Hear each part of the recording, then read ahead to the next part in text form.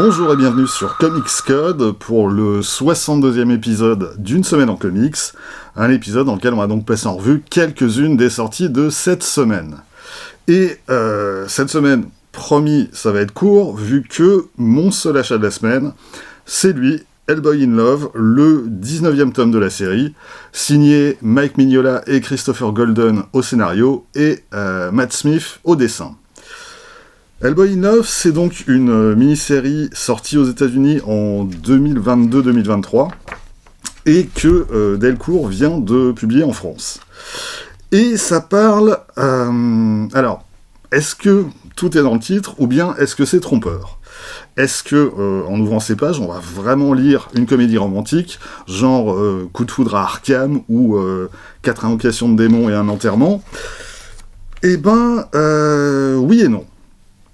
Il s'agit donc, comme je le disais, d'une mini-série en 5 numéros, et qui contient en fait 3 histoires qui se suivent à quelques semaines de distance, entre juin et août 1979.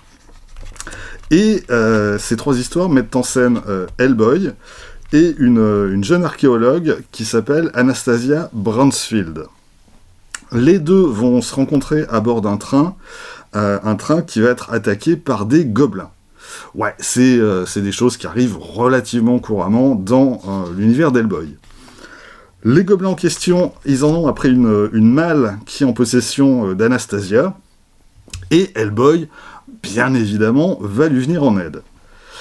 Et ce premier récit va s'avérer être une longue course-poursuite entre les gobelins et le duo qui va se former entre Hellboy et Anastasia. Ça donne quelque chose d'extrêmement rythmé et dynamique, et puis d'un point de vue scénaristique, ça va permettre de faire naître une certaine complicité entre les deux personnages. Et puis, comme on est en 1979, on va même aller faire un tour à un concert punk. Et dans le concert punk, en fait, les gobelins ont l'air de passer assez bien inaperçus au milieu de la faune locale.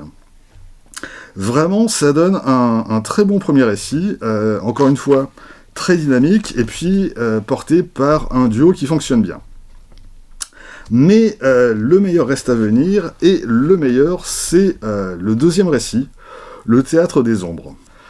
Là, on est 10 jours plus tard, et Anastasia va convaincre Hellboy de l'accompagner en Turquie, sur un site de fouilles archéologiques où a eu lieu une série d'accidents inexpliqués.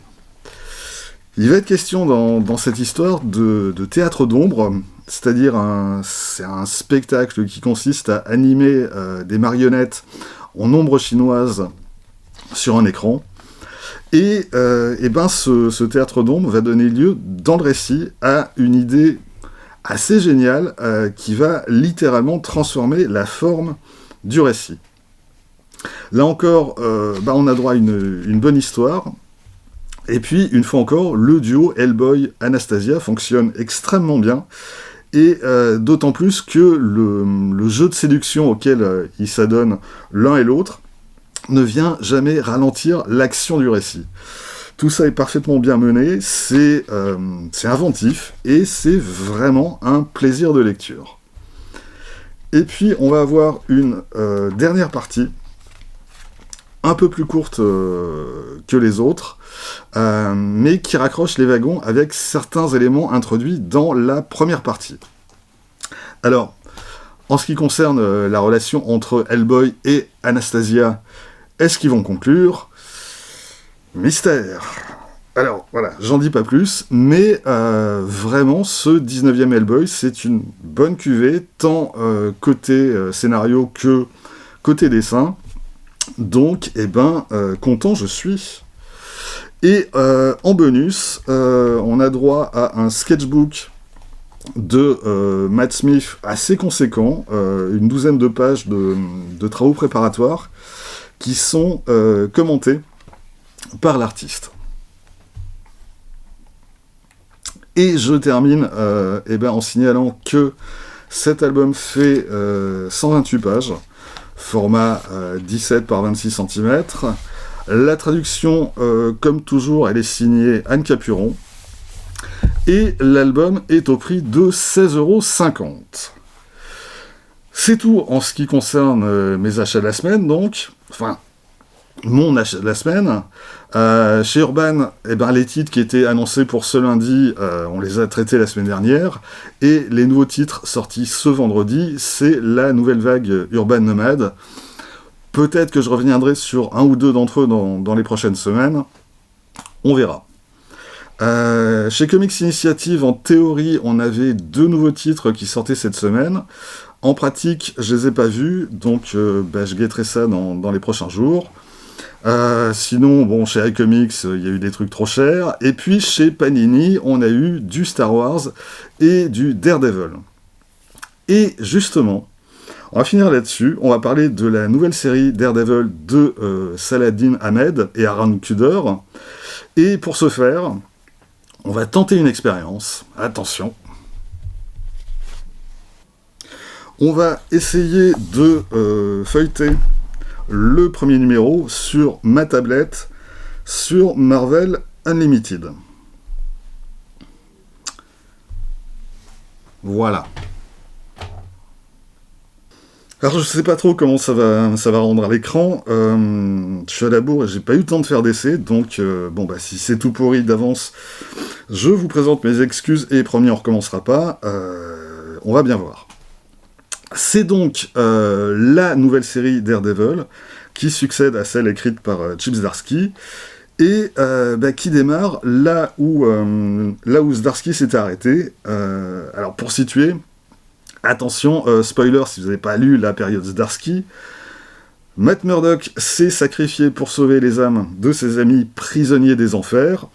Il est mort et il est ressuscité, mais sans les souvenirs de sa vie antérieure.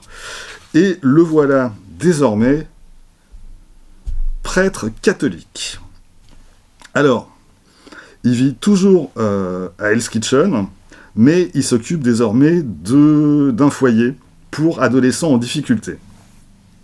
Ce premier épisode va donc introduire différents personnages, en particulier le père Ravi, qui l'aide dans sa tâche, et puis les gamins du foyer.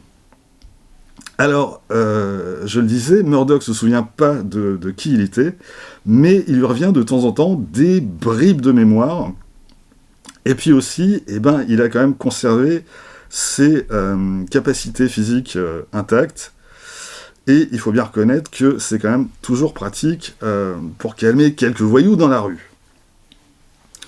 On va rapidement découvrir que Elektra est pas bien loin non plus. Concrètement, en fait, c'est elle qui finance en secret le foyer que gère Murdock. Et à travers Elektra, Saladin Ahmed va introduire un élément important dans ses premiers épisodes. C'est cette créature qui va prendre possession d'Elektra. Et qui, tout de suite, va aller rendre visite à Matt Murdock. Et disons que graphiquement, ça va donner quelque chose que je trouve vraiment intéressant. C'est la manière dont Aaron Kuder met en scène la possession d'Elektra par cette créature. Par contre, le gros problème, ça va être la résolution de ce premier affrontement, puisque pour vaincre cette créature, la technique employée par Daredevil, ça va consister à l'exorciser. Et ouais, mais alors vraiment, c'est-à-dire en lui récitant des prières, en tenant un crucifix à la main, et hop, au revoir, le méchant démon. Et ça va pas être la seule fois qu'il utilise cette méthode dans ses premiers épisodes, contre d'autres créatures similaires, et d'autres cas de possession similaires. Et non, quoi. C'est-à-dire que ça ne m'intéresse pas. Déjà, le côté Matt Murdock, prêtre amnésique. Alors, c'est vrai que la religion catholique, c'est devenu un élément du personnage depuis Frank Miller et Born Again. Ok. Et puis, c'est quand même surtout Chip Zdarsky qui a beaucoup mis cet élément en avant dans la seconde partie de son run. Mais vraiment, non, ça ne m'intéresse pas. Et là, dans ces premiers épisodes, tout tourne autour de la religion et de la foi de Matt Murdock. La foi qui, en plus, en l'occurrence, fait des miracles. Donc, mon problème avec cette nouvelle série, c'est que elle part sur une voie qui ne m'intéresse pas. Je peux pas dire que Saladin Ahmed fait du mauvais boulot.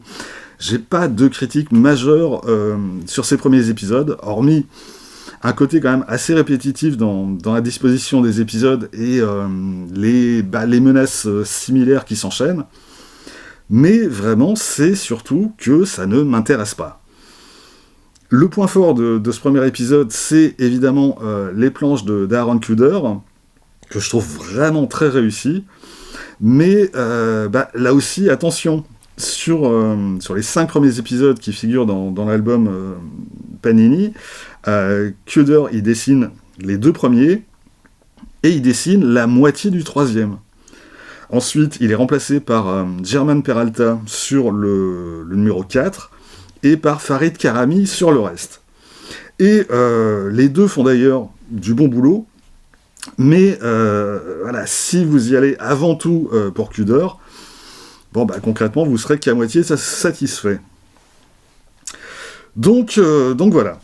Alors, en ce qui me concerne, je vais continuer de lire la série, mais un peu de loin. Là, pour l'instant, les 9 premiers numéros sont disponibles sur Marvel Unlimited.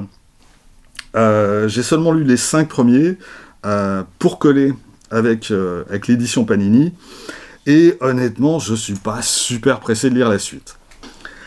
Concernant la VF, justement, je l'ai donc pas lu, mais j'ai cru comprendre que la traduction était signée Laurence Bellingard, et que, une fois de plus, il y avait de quoi se la prendre et se la mordre. Donc, voilà, raison de plus pour faire l'impasse sur la version Panini. Quoi qu'il en soit, je signale que ce premier tome chez Panini fait 136 pages, format 17 par 26 cm classique, et il est au prix de 19€. Voilà, c'est tout pour cette semaine. Rendez-vous très vite pour la suite. D'ici là, vous pouvez vous abonner à cette chaîne, laisser un commentaire, partager cette vidéo sur les réseaux sociaux. Vous pouvez aussi retrouver les lectures de Quacken et de Bad Quack sur Instagram, avoir ainsi un aperçu du thème des prochaines vidéos, enfin, dès qu'ils reviennent de vacances. Et vous pouvez surtout lire des comics. Soyez sages et à bientôt.